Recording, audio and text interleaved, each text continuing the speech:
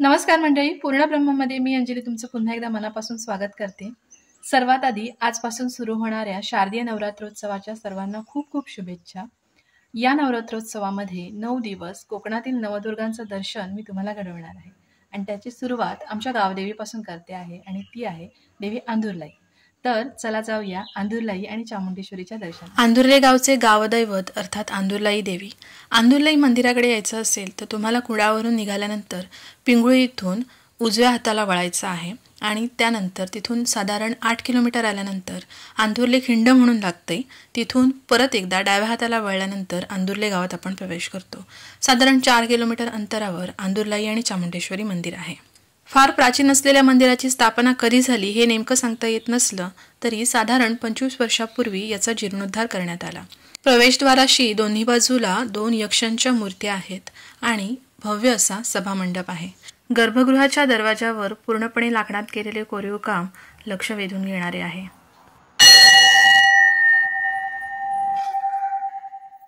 गर्भगृहात प्रवेश केल्यानंतर डोळ्यात साठवून घ्यावीशी वाटणारी ही आंदुर्लाई देवीची मूर्ती. आंदुर्लाई देवीची मूर्ती गजांत लक्ष्मी स्वरूपातील असून दोन्ही बाजूला सोंड उंचावलेले हत्ती आहेत. अशा या अखंड पाषाणात कोरलेल्या आंदुर्लाई देवीसमोर नतमस्तक होताना सर्व दुःखांचा विसर पडतो.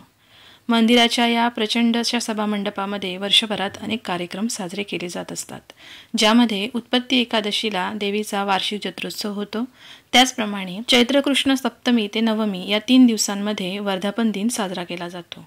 याच सुंदर अशा पालखीतून देवीची मिरवणूक निघते.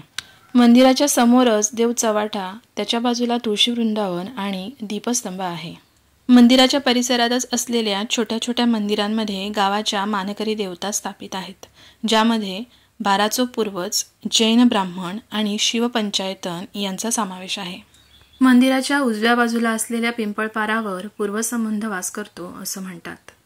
याच्या समोरच असलेली ही नैसर्गिक झरी याचं पाणी वापरून देवीची नित्यपूजा तसेच मंदिरातील जे धार्मिक कार्यक्रम होतात त्यासाठी हेच पाणी वापरलं जातं. आंदुर्लाई मंदिराच्या शेजारीच असलेल्या चामुंडेश्वरी मंदिराकडे जाताना लागणारा हा पहिला पाषाण दुबईचं पूर्वज, तर हा दुसरा पाषाण सतीचा आहे असे म्हणतात. आंदुर्लाई देवीच्या शेजारीच असलेलं हे देवी चामुंडेश्वरीचं मंदिर. अखंड भारतामध्ये देवी चामुंडेश्वरीची केवळ 2च मंदिरं असून त्यातील एक कर्नाटकमध्ये आहे, तर दुसरे आमच्या आंदुर्ले गावात आहे. ही आम्हा आंदुर्लेवासियांसाठी खूपच अभिमानाची गोष्ट आहे. सभामंडपातून गर्भगृहात प्रवेश करताच नजरेस पडते तीही देवी चामुंडेश्वरीची भारावून टाकणारी मूर्ती.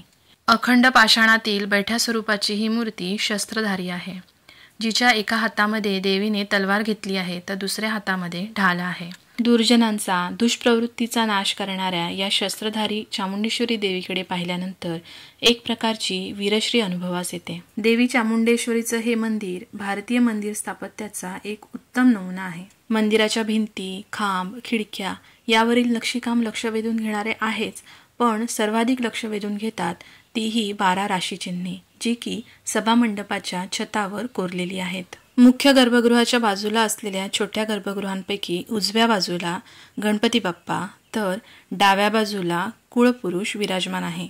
मंदिराच्या समोरच तुळशी वृंदावन आणि दीपस्तंभ आहे.